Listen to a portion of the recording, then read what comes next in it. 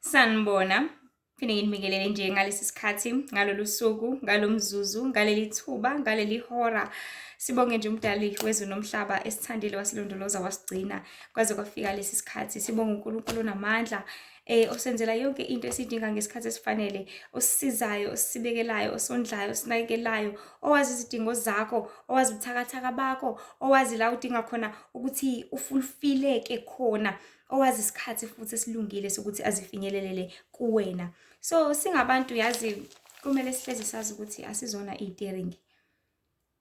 Ayikho into okwazi ukuyenza uwedwa. Ayikho into okwazi ukuyenza uqine wedwa. Ayikho into okwazi uzenzela wena. But siyadingana ngaso sonke isikhathi. Siyadingana ukulekelelana ngawo wonke umzuzu. Njengoba umzimba wakho udinga amehlo ukuze ukwazi ukubona la uzohamba khona.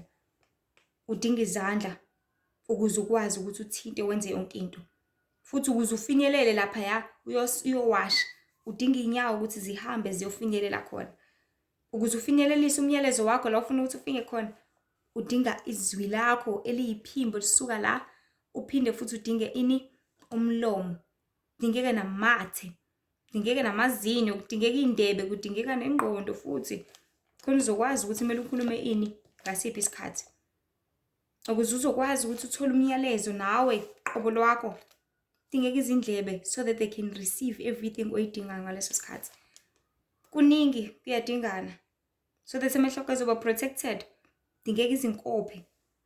Kudingeka kuningi okuhlezi kudingana ngaso sonke isikhathi.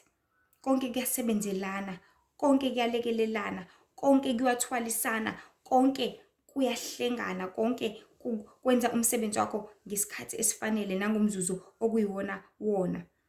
So isihloko nje ngithanda sikhulume ngaso sithi onamandla makathwale ababuthakathaka masenxuselane njalo. uNkulunkulu uhlezi nithise nje amazwi akhe atshathe enhlizweni whether from church ngentshumayelo alethe umyalezo ngaleso sikhathi or through that preaching asiphe ukuqonda and then aphinde futhi agcizelele through dreams, through visions, ngezinto esizibonayo, ngezinto ezenzakalayo, ngezinto ezizokwenzeka, just so we can learn, just so we can understand, just so we can help ourselves ngendlela esingakwazi ukuthi sizisize ngayo ezintweni zonke kukona konke. So singabantu kumele hlezi sazi ukuthi asizona iy'teringi. Yabo izandla ngeke zize survive zodwa zingekho iy'ngalo. Ngeke uze usurvive yodwa imilenze ingaxhumene nedolo. Ngeke uze kusurvive, akukho ukusurvive kodwa. Ihlo malilodwa liyihlo liyabuka futhi alikwazi ukubona. You know, when it comes to these movies, oma wrong turn nanani, sokuthi umuntu sebemqobile nanani, uyabona isandla sisanyakaza, but angeke sikwazi ukwenza lutho sesisodwa sesilele. Amehlo awasacuwayizi mase sewodwa esele. Because mase usufile akukho kusebenzayo. Kodwa konke kusebenza konke uma kuhlangene. Uma kusemzimbeni. Uma izandla zisey'ngalweni. Uma ingalo ihlangene nomzimba. Umlenze ihlangene la. Uma konke kusahleli ngendlela uNkulunkulu kade ekudale ngayo. That's the only way you can be able to usefully use zonke izinto obusisekile ngazo. So singabantu siyadingana ngoba sonke siphethe iziphiwo ezingafani. Sonke siphethe noma sikwazi ukuthwala ngendlela engalingani. Khona okwazi ukuthwala amanzi ngo-5 litha nje kuphela. Khona okwazi ukuthwala amanzi ngo-10 litha nje kuphela. Khona okwazi ukuwathwala ngo-20 litha. So sidinga ukuthi siwakhe sonke amanzi ukuze mase siwagcwalisa umphongolo sikwazi ukuthi wonke umuntu awugcwalise ngendlela akwazi ukuthi awagcwalise ngayo. Ukuze futhi lo kwazi ukuthi athwale amaningi laba mase bengasakwazi ukwathwala. Lo kwazi ukuthwala u20 litha, lo wa10 mengasakwazi ukuthwala athi linda la. Ahambe ubeke u20 litha yakhe abuye azomthwalela lo owa10 litha. Sihlezi sidingana ngazo zonke izindlela ngayo yonke into eyenzakalayo especially lempilo esiphila kuyona njengamanje. That is why abantu beqina kakhulu uma bebumbene, beqina kakhulu uma beyisikokela, beqina kakhulu uma behlangene in unity. That is when people bengeze balwiswa noma bengeze balinyazwa, bengeze babulawa. Ngoba uma uwedwa, you are easily conquered. Ingane mayihamba yodwa emgaqweni, ingantshontsho, ingalahleka, ngenzekana noma yini, ingashawa, ngenzekana noma yini. But if izihamba zingake, ziwu-10, ungayintshontsha kanjani? Ngeke, it's not gonna be that easy. If behlela abantu bebaningi, bebumbene, bethandana, angeke uze benze lutho. Kodwa if they're scattered, behlukene, lo ohleli lapha nalo ohleli lapha, ungakwazi ukuthi uhlebele lo umtshela ukuthi lo uyabheda. Yazi lo wenza ukuthi. Ebese nalo phinda mhletshele the same thing, lo uyabheda. Yazi lo wenza ukuthi. Ngaleyo ndlela bese sithi wena uyabheda nalo wathi wena uyabheda, bahlukane kanjalo ke labantu laba. So bantu baNkulunkulu into emele siyazi siqonda ngaso sonke isikhathi ukuthi singabantu siyadingana ngazo zonke izindlela, ngaso sonke isikhathi. Ikakhulukazi kulesi sikhathi esiphila kusona njengamanje, siyazi sonke ukuthi nasempini amasosha ayadingana. Because akuthina sonke esinamandla lenganayo.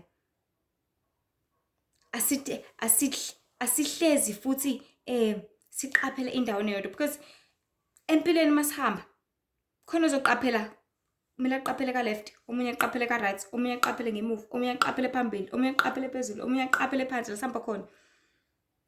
You know, kumele kube khona ozoqaphela ndlela zonke. So empini kumele baqaphele, omunye aqaphele kwenye indawo nomunye aqaphele. Kodwa uma singamasosha sikelile kanje, let's say singamasosha simile kanje sobo 5, siyalwa nalo uyalwa lapha phambili, lo umyalwa. Masimile siqondene, silekelelana, uzokwazi ukubona ukuthi lo seceleni kwakho, hayibo nange ezomshaya ongemuva, ebese usheshe umsize noma usheshe ulwe naye, or usheshe umtshele ukuthi hayibo baleka naku kwenzeka ukuthi.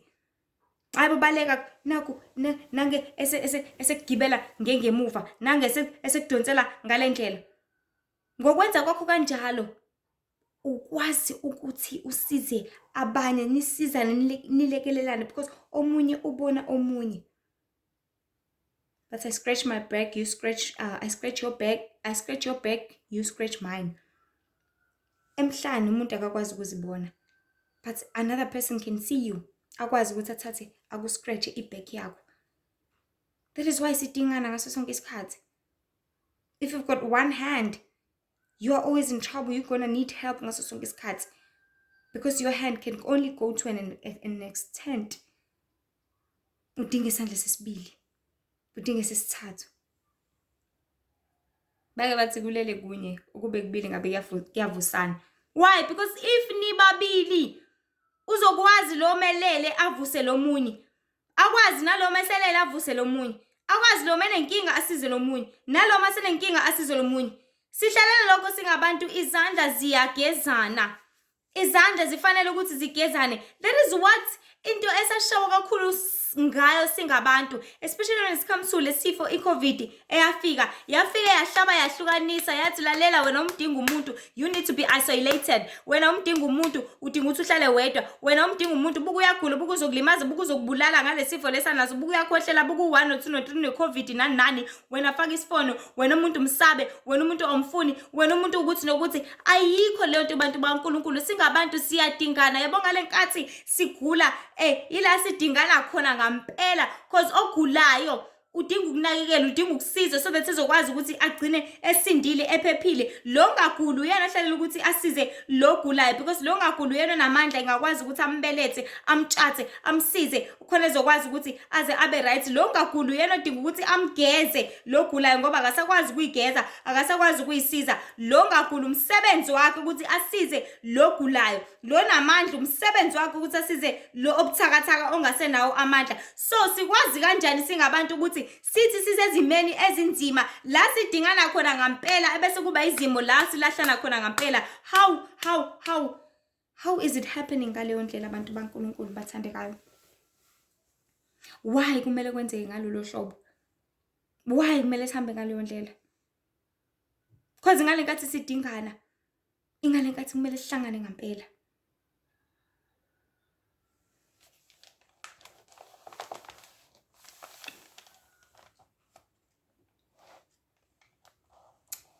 Okuhle futhi engikuthanda kakhulu empini ukuthi noma elilodwa isosha selishayekile, amanye akwazi ukulidonsela eceleni.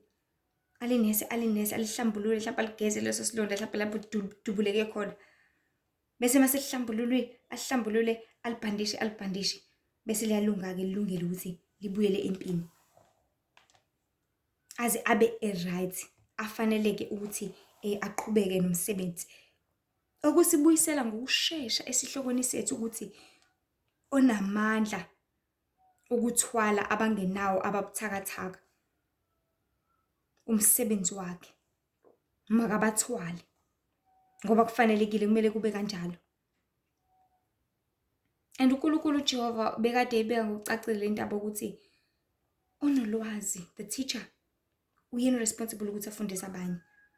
Ongudokotela owelaphayo, uyena responsible ukuthi alapha abanye. Ongummeli, uyena responsible ukuthi amele abanye. Oyi-social worker osizayo, uyena responsible ukuthi asize abanye. Because yena une-gift, unikeziwe that gift yokuthi asize abanye. Okhulekayo unxuseli, uyena umsebenzi wakho ukuthi anxusele abanye. Whatever that is given to you, you are entrusted with that so that you can be able to help others ngakho. You are entrusted with that gift. It is huge. Be entrusted well enough ukuthi ukwazi ukuthi uyisebenzise ekuthenini nabanye abantu basizakale ngayo.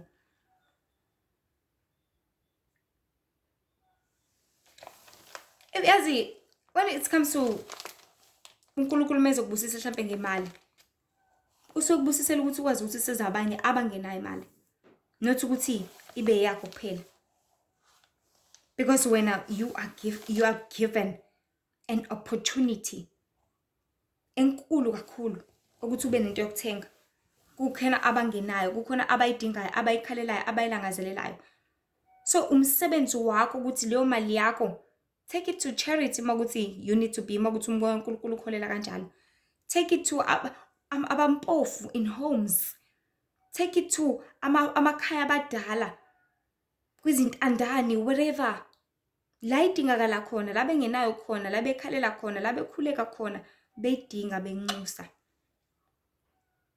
Because wena unenhliziyo enhle, uzothi ekhuleka omunye umuntu endaweni ekuthizeni, uNkulunkulu uzothinta umphefumulo wakho ukhumbule ukuthi hayi yazi sibani Nkosi yami, hey, washonelwa abazali, yazi ngamgcina ehlala yedwa. Ake ngiyomqalaza uthi uyafika nangempela akhalele. And then bese yamthengela lokho ngamthengela kona ngokuholwa nokusizwa uNkulunkulu. So wonke umuntu obusiswe ngento abanye abantu bangenayo, kungumsebenzi wakhe ukuthi asize abele abanye. Kungumsebenzi wakhe. So ngaleso sipho ukuze bezothola lokho okudingakalayo okukuye athenje ngakho, okuyilapho kumele kuhlale kuvela indlela esithandana ngayo singabantu ngokwabelana kuloko esinakho. That's the way you can show love to other people, ngokuthi wobabele kuloko onakho. Nona ndlela yokutshengisa uthando lo. Nona ndlela uNkulunkulu athanda ukuthi sibumbane ngayo, sithandane ngayo. Because yona into imthabisayo uJehova umdali wezulu nomhlaba. Lize lithi elinye iculo, thandanani bazalwane, haleluya. Ngoba uJesu unothando. So if enothando wazosiyala nathi ukuthi sithandane exactly the same way ngaleyo ndlela. So bantu baNkulunkulu silibandla likaKristu. Wonke umuntu uluhlobo lwelunga lomzimba olwehlukile. Khona izinyawo, kukhona izandla, kukhona umlomo, kukhona izindlebe, kukhona amehlo. Konke oyikho wena muntu kumele ukudlale indima yakho ukufezekisa icebo likaNkulunkulu. Wena ongumfundisi oyinhloko yebandla eyikhanda, umsebenzi wakho ukuthi udlale indima ukuthi ufundise ibandla lakho ukuthi lenze njani. Wena ongumphathi wezezimali, umsebenzi wakho ukuthi izimali zisebenzise ngendlela efanelekile lapha ebandleni. Wena ungumvangeli, umsebenzi wakho ukuthi ivangeli kaNkulunkulu lihlezi lisabalala. bazi abantu ngoJehova umdali wezulu nomhlaba. Wena ongumsizi owabela abantu enkonzweni, umsebenzi wakho ukuthi ngaso sonke isikhathi abantu bahlezi be-right, bahlezi bebabaza uJehova ngesandla sakhe esimnene esiluliwe esihle futhi uJehova umdali wezulu nomhlaba abusise ngaso. Wena ungumnxuseli okhulekayo, umsebenzi wakho ukuthi ukhuleke unxusela abantwana bakaNkulunkulu abazalwane nje ngaso sonke isikhathi, because you are blessed with that gift of being able to pray and remember everything, unxusele konke ngegama likaNkulunkulu. Wena osafresh, osawumuntu omusha, umsebenzi wakho ukuthi ugijimele izindaba zikaNkulunkulu, umsebenzi wakho ukuthi wenze intando kaNkulunkulu, umsebenzi wakho ukuthi uphile ubungcwele, umsebenzi wethu ukuthi senze zonke izinto abantu baNkulunkulu esithanda ukuthi sizenze uJehova umdali wezulu nomhlaba. So it's unfortunate kodwa ukuthi singabantu asazi kangakanani ngempi esikuyo yakwamoya nendlela emele sithwalane ngayo ngokunxuselana, ukukhulekelana, ukubumbana, nokubambisana, nokuthandana. It's very unfortunate. Amabandla amaningi awazi ukuthi kumele ngabe ayanxuselana. Abantu abakhumbula ukuthi yazi kumele ngikhulekele uSibanibani, abanendaba. Umuntu mezikhulekelene ukuthi ngifuna imali, ngifuna umsebenzi, ngifuna imoto, ngifuna ukuthi use-right. Abantu abakhulekelani, abanendaba nokuthi kumele bakhulekelane ngaso sonke isikhathi. Khulekela ingane yaSibanibani, khulekela ingane yaSibanibani. And futhi uma bekhulekele ngaleso sikhathi seku-right, sekudlulile. Fortunately enough si advance manje because sekuyakwazi ukuthi kube no WhatsApp group webandla lapho khona kuthi umuntu akasho wonke ama prayer request wakhe. And mase bewasha abantu, you realize ukuthi hayibo, kanti abantu bahleli nezinkinga ezingaka, kanti abantu basafarisha kangaka, kanti abantu batshatha ubunzima obungaka. That is the only time you realize ukuthi hayibo ngeke siyadingana ngempela singabantu. But if you're so scattered, you will not know ukuthi abantu bathwele izinkinga ezinzima eziningi kangaka. Ukubumbana, abantu abazi ukuthi kumele babumbane, bazi ukuthi uma bebonana ngosuku lokukhonza kuphela bahlukana seku-right. Kanti kumele sibumbane abantu baNkulunkulu, sibonane na during the week, sicheckane, mfonele mzalwane u-right, hamba kahle emsebenzini, umthetho wakho kunjani. Because siyibandla laNkulunkulu, wona mndeni ngempela kahle kahle loyo. Wona mndeni wasekhaya ezulwini ekumele hlezi njalo sibumbene sithandana ngawo ngokweqiniso. Ukubekezelelana. Hayi abantu ngaba bekezelelani ke. Bekezelela umzalwane abakwazi ukwenza lokho. Umzalwane mewabona kanye nje athi umuntu nje mina sengeshiya.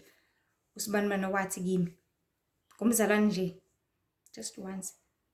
Ashiye kanjalo umuntu, kanti akwenziwa kanjalo kubantu bakaNkulunkulu. Yazi ngeke ngibuka ukuthi if singabantu singayidlala ngempela ngokuphelele nangendlela efanelekile indima yethu,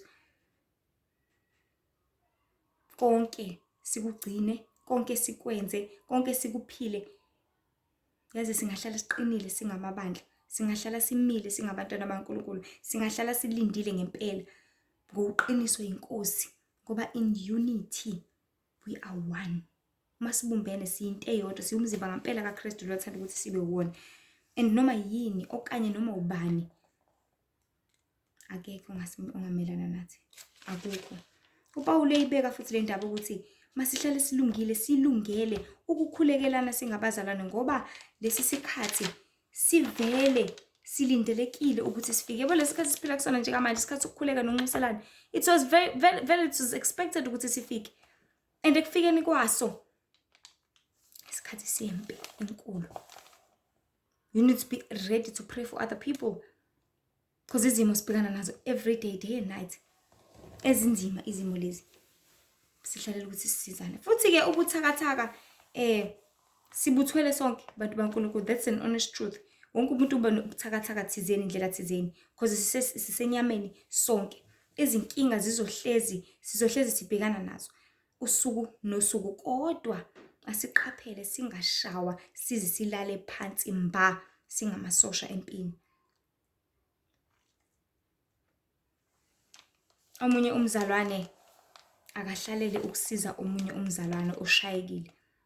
Uma ungakashayeki wena, lo oshayekile umsebenzi wakho ukuthi umsize ngokuthi umkhulekele aze avuke. Nakuba kuba inkinga ke bantu kaNkulunkulu, iba inkinga lento ngendlela eyodwa ukuthi nakuba omunye umuntu umkhulekela umnxusela, umuntu kulala kuye ukuthi umoya kaNkulunkulu uyawuvumela yini ukuthi umsize noma uyawulwisa. Ngoba nalokho kuyenzeka kakhulu futhi uthola ukuthi umuntu usekhulekeliwe kaningi futhi kodwa kube uyena ongafuni ukuthi it's like isosha seligeziwe isilonda lanakekelwa labekwa lapha lafakwa ibhandishi ubone ukuthi hayi seli-right selingabuyela ke manje empini alisenazo iy'nhlungu. Yena ngenxa yokwesaba livele lithi hayi ngeke angisaphindeli. Uthola ukuthi abusekho kwawubuhlungu kulesi silonda or kulento le asableed akusenalutho selulame for as good as 2 months avele angabe sabuyela. Anjalo amakholwa mase enjoya i-comfort zone kuhle kwesosha eli-enjoya umbhede lingabe lisafuna ukuphuma kuwo.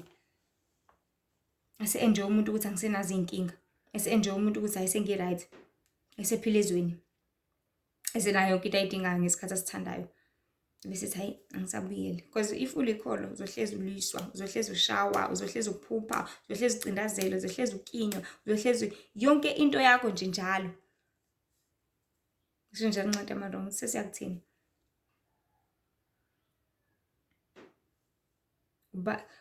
Ngoba nakusisazana noKristu akusekho okungamelana nathi. Kuningi kakhulu futhi, but akusho ukuthi kumele sishiye uNkulunkulu ngalokho.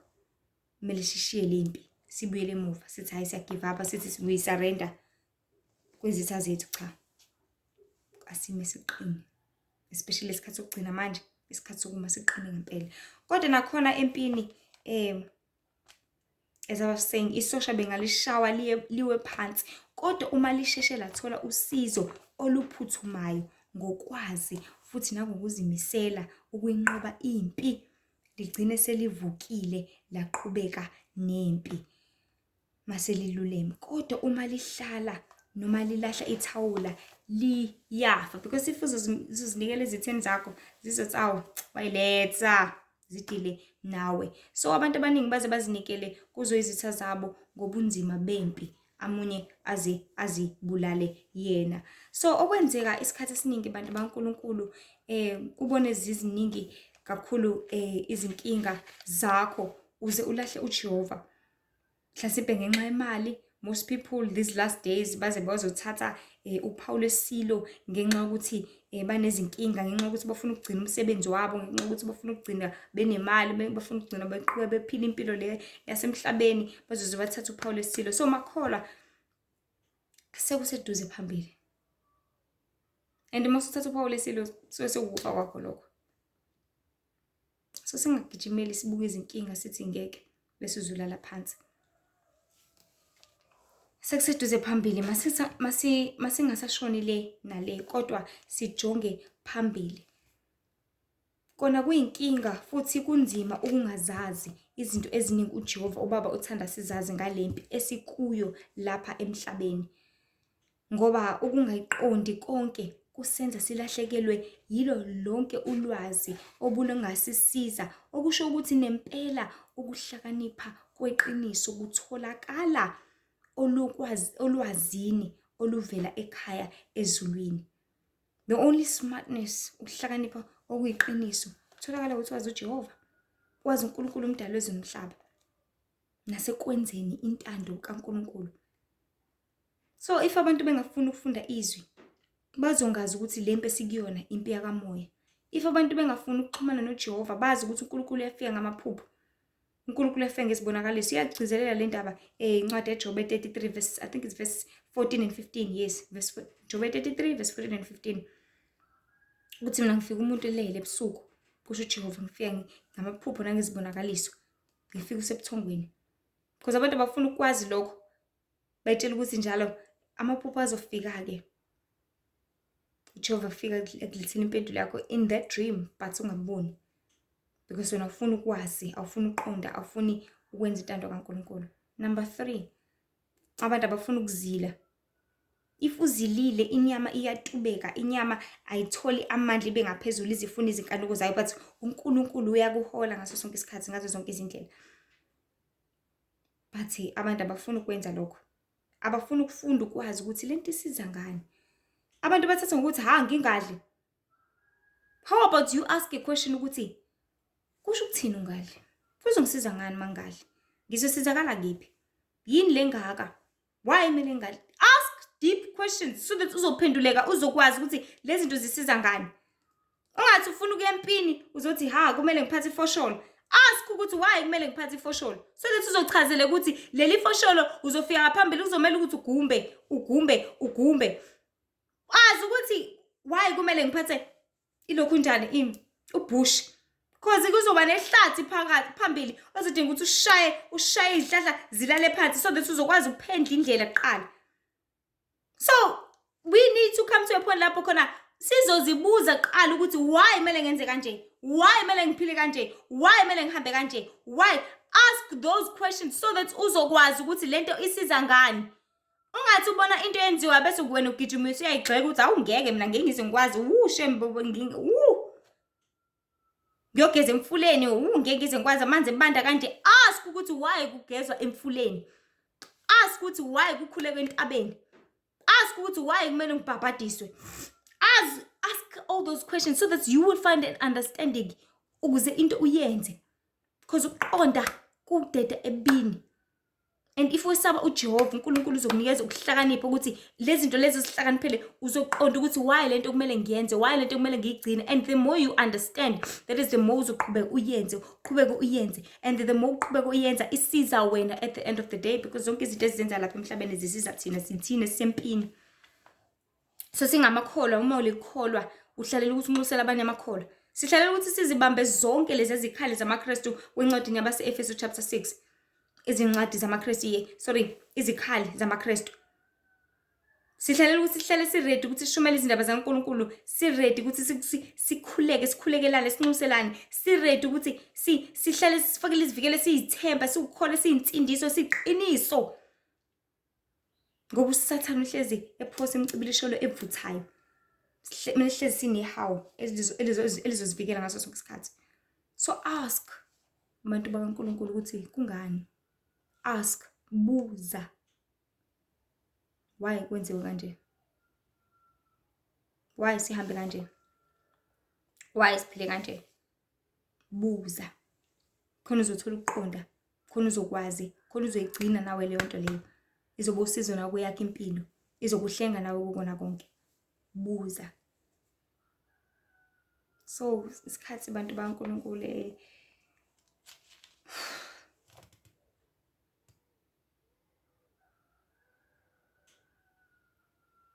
izwi kaNkulunkulu malihlala kuwena awulibali.